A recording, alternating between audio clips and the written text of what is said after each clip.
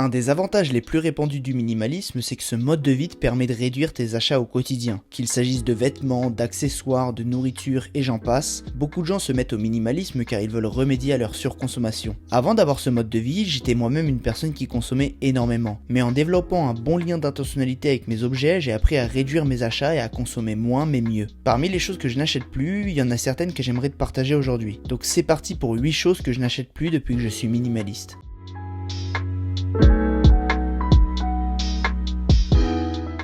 Depuis que je suis minimaliste, j'ai très fortement limité mes achats en termes de chaussures. Avant, j'étais vraiment fan de sneakers et je voulais toujours me procurer les derniers modèles à la mode. Je dirais à vue de nez que j'avais entre 20 et 30 paires de chaussures, mais comme tu peux t'en douter, il y en a 4 ou 5 que je portais très fréquemment et le reste, il restait rangé dans un placard et prenait la poussière. Avant d'être minimaliste, j'achetais 1 à 2 paires de chaussures par mois et j'étais super fier de ma collection qui s'agrandissait avec le temps. Mais quand j'ai eu le déclic, ça a fini par me dégoûter et j'ai décidé qu'il était temps de réduire ma consommation. Grâce à ça, j'économise de l'argent mais aussi beaucoup de place chez moi. J'ai eu beaucoup de mal à me séparer de toutes ces paires mais j'ai fini par vendre la majorité et j'ai gardé le peu de paires de chaussures que j'aimais vraiment. Aujourd'hui, si j'achète 2 paires dans l'année, c'est déjà beaucoup. Bon, après c'est pas parce que je suis devenu minimaliste que j'ai arrêté d'aimer les chaussures du jour au lendemain. C'est encore quelque chose que j'apprécie beaucoup et je prends du plaisir à me tenir informé des nouvelles sorties. La différence, c'est que je craque beaucoup moins souvent. Et au cas où je déciderais de craquer sur une paire de chaussures, c'est que j'ai bien réfléchi avant mon achat. D'ailleurs, en ce qui concerne les chaussures, j'essaye d'appliquer la règle du une qui rentre et une qui sort. Si tu ne connais pas cette règle, ça veut dire que quand je veux m'acheter une paire, je regarde quelle paire je pourrais vendre à la place. Ça m'évite de tomber dans mes vieux travers et de finir avec des dizaines de paires qui s'accumulent avec le temps. Le minimalisme a développé chez moi un amour de la sobriété. Ou plutôt, mon amour de la sobriété a développé mon minimalisme. Je sais pas exactement dans quel sens j'ai évolué. Dans tous les cas, je n'achète plus de vêtements avec une énorme marque dessus. Quand j'étais plus jeune, la mode c'était d'avoir des énormes logos sur les t-shirts. Et celui qui porterait la marque la plus visible serait le plus stylé de la cour de récré. Donc avec le temps, j'ai continué à valoriser cette image de la marque apparente. Je pensais que quitte à dépenser une certaine somme dans un vêtement, il fallait que les gens le sachent. Cette reconnaissance sociale, ça permettait de rentabiliser un achat coûteux. Mais avec le temps, je valorise bien plus la qualité d'un vêtement plutôt que la marque. Et puis finalement, j'aime pas trop l'idée d'afficher la marque que je porte car ça en dit long sur la personne que je suis. C'est un peu personnel, mais je suis quelqu'un qui aime pas être cerné par les gens dès la première impression. C'est pour ça que je m'habille de manière assez neutre pour qu'on apprenne à me connaître à travers ce que je dis plutôt qu'à travers un logo sur un t-shirt. La troisième catégorie de choses que je n'achète plus, c'est tout ce qui est produits dérivés. Plus précisément les produits dérivés de la culture populaire, car c'est un univers que j'ai toujours adoré. Que ce soit des figurines, des vêtements, des porte-clés ou encore des tirelires, les grandes licences savent s'y prendre pour nous faire acheter des produits en rapport avec un univers. Avant d'être minimaliste, je collectionnais des figurines en rapport avec mes licences favorites. Mais j'ai fini par remarquer que ça me prenait énormément de place et que ça finissait par me coûter pas mal d'argent sur le long terme. En plus, je trouve que cette volonté de créer des produits dérivés pour faire encore plus d'argent se ressent de plus en plus dans certaines œuvres récentes. Quand j'ai remarqué ça a commencé à vraiment me dégoûter, donc j'ai arrêté d'acheter ce genre de choses. Aujourd'hui, j'apprécie les œuvres pour ce qu'elles sont et je les revois si je veux vraiment m'en rappeler. La quatrième catégorie de choses que je n'achète plus en tant que minimaliste, c'est les souvenirs de voyage. Vu que je voyage beaucoup, ou plutôt je voyageais beaucoup vu la situation actuelle, c'est très important pour moi de garder des souvenirs de ces moments passés à parcourir le monde. Avant, je revenais tout le temps avec des babioles achetées sur des marchés en me disant que voir l'objet me rappellerait des souvenirs. Mais comme je te l'ai dit dans ma vidéo sur le désencombrement des objets sentimentaux, un souvenir n'a pas besoin d'un objet pour vivre. Premièrement, les vrais bons souvenirs sont gravés en moi, et je me suis rendu compte que je m'en rappelle même si je n'ai plus aucun objet. Deuxièmement, je préfère amplement prendre des photos et des vidéos que je vais stocker et que je me regarde de temps en temps pour me rappeler de ces bons moments. Mais je n'ai pas besoin d'une statuette ou d'un cendrier pour me rappeler à quel point j'ai aimé un voyage. Ces objets ne sont qu'une source d'encombrement et finissent généralement dans un coin à prendre la poussière. Donc je n'en achète plus et je reviens des souvenirs plein la tête, pas dans ma valise.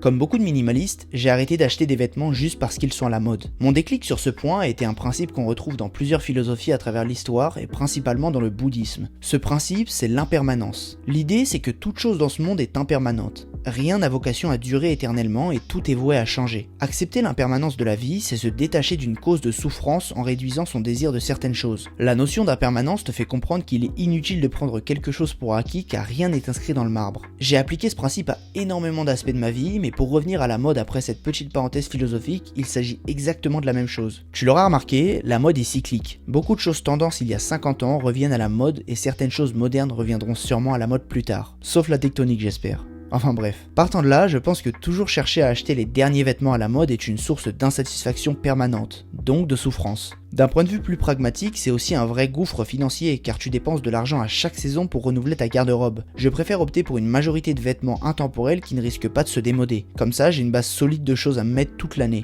Je viens de te parler du principe d'impermanence et c'est un sujet que j'ai déjà abordé beaucoup plus en profondeur dans mes lettres minimalistes. Les lettres minimalistes, ce sont des mails remplis de valeurs que je t'envoie régulièrement pour t'aider à t'améliorer sur le chemin de l'essentiel. Si tu souhaites recevoir du contenu inédit et beaucoup plus profond que je n'aborde pas sur YouTube, clique sur le premier lien en description pour t'inscrire à mes lettres et recevoir mes prochains conseils. Dans la catégorie vêtements, j'ai arrêté d'acheter des vêtements spécialement dédiés au sport. Puisque je fais beaucoup de sport, j'ai longtemps pris plaisir à avoir des vêtements que je ne portais que pendant mes séances. Mais aujourd'hui, je me contente d'avoir un bon short et un bon jogging, et pour le reste, je mets les mêmes t-shirts pendant mon sport que dans la vie de tous les jours. Rassure-toi, je les lave entre temps, hein. Me prends pas pour un gros dégueulasse, je veux juste te dire que ce sont les mêmes modèles. Puisque ce sont des t-shirts de qualité, j'ai aucun problème à les porter pendant un effort physique. Ils s'adaptent bien et résistent à l'épreuve du temps et des lavages. Avoir des vêtements dédiés au sport ne fait qu'augmenter mon nombre d'habits inutilement, donc j'ai préféré m'en débarrasser dans la mesure du possible. Septième chose, j'ai arrêté d'acheter des rangements depuis que je suis minimaliste. C'est une idée que j'ai d'abord retrouvée chez Fumio Sasaki, puis chez d'autres personnes par la suite, mais j'ai compris que le problème de l'encombrement ne venait pas forcément d'une maison mal rangée. Il vient souvent d'un nombre excessif de rangements. Je suis d'accord avec toi, ça peut paraître super contre-intuitif dit comme ça, mais quand tu as trop de rangements, tu veux mécaniquement les remplir en rangeant des choses, parfois des choses inutiles. Tu finis donc par cacher certaines choses dans des rangements juste pour éviter de les jeter, mais ces objets ne font que t'encombrer. Alors ne va pas croire que je n'ai aucun rangement, j'en ai juste un nombre correct pour mettre toutes mes possessions et ça me convient. Pour te prendre un exemple concret, il y a quelques temps j'ai acheté un nouveau lit, et tout le monde me conseillait de prendre un lit avec un sommier à coffre pour pouvoir ranger des choses dedans. Mais quand j'ai dit que je n'en avais pas besoin car je n'avais rien à ranger dedans, on m'a rétorqué la fameuse phrase du juste au cas où j'aurais des objets à y mettre. Mais avec un bon lien d'intentionnalité, j'étais sûr que ces rangements supplémentaires ne serviraient à rien. Et aujourd'hui, c'est le cas, donc je ne regrette absolument pas ma décision. A l'inverse, je suis sûr que ces rangements supplémentaires m'auraient donné envie de les remplir avec des choses inutiles. Depuis que j'ai un mode de vie minimaliste, je n'achète plus de jeux vidéo ni de consoles pour plusieurs raisons. Tu vois, il y a quelques années, je jouais énormément aux jeux vidéo. Comme beaucoup de jeunes de mon âge, je passais mes journées à jouer en ligne avec mes amis pendant des journées entières. Mais acheter une console aujourd'hui ne me servirait à rien car j'estime que je ne joue plus assez aux jeux vidéo pour la rentabiliser. J'ai même acheté une PS4 il y a quelques années, mais je l'ai revendue en me rendant compte que je n'y jouais jamais. À cette époque, je n'avais juste pas assez réfléchi à mon achat. Et si on prend le cas contraire, c'est-à-dire le cas où j'y jouerais beaucoup, mon achat serait certes rentable, mais je ferais face à un autre problème. Je jouerais tellement que je perdrais en efficacité pour faire des choses qui me tiennent beaucoup plus à cœur d'un point de vue personnel et professionnel. Je sais que si je retombe dans mes vieux travers, je peux avoir un comportement abusif avec les jeux vidéo, donc je préfère ne pas jouer plutôt que sacrifier des choses importantes pour moi. Tu vois que dans les deux cas, acheter une console ne serait pas bénéfique pour moi au quotidien. C'est toujours plaisant de faire une petite partie quand je suis chez quelqu'un et qu'il y a une console à proximité, mais je préfère que ça reste assez occasionnel. Alors évidemment, il y a encore beaucoup de choses que je n'achète plus depuis que je suis minimaliste. Je pourrais te dire que j'achète plus d'objets en solde ou encore que je n'achète plus une nouvelle version de téléphone à chaque fois qu'elle sort. La liste serait longue, mais je t'ai partagé ici les plus grosses différences entre ma vie d'avant et ma vie maintenant. En tant que minimaliste, je parle souvent des choses que je ne fais plus ou que je n'achète plus, mais je pense que ça pourrait être intéressant une petite vidéo sur les choses que je continue à acheter malgré ce mode de vie. Si c'est une vidéo qui t'intéresse, fais-moi savoir ça en commentaire et je la ferai. Tu commences à le savoir, mais si tu veux accéder à encore plus de contenu sur le sujet du minimalisme, n'hésite pas à t'inscrire à mes lettres. Tu recevras du contenu inédit que je ne partage pas sur YouTube. Clique sur le premier lien en description pour recevoir la prochaine lettre et t'améliorer dans ta pratique du minimalisme. Laisse-moi un petit j'aime si la vidéo t'a plu, abonne-toi à ma chaîne si tu souhaites m'aider dans mon travail et dis-moi en commentaire ce que tu n'achètes plus depuis que tu es minimaliste. Ça m'intéresse vraiment de savoir tout ça. De mon côté, je te dis à la semaine prochaine pour une nouvelle vidéo minimaliste.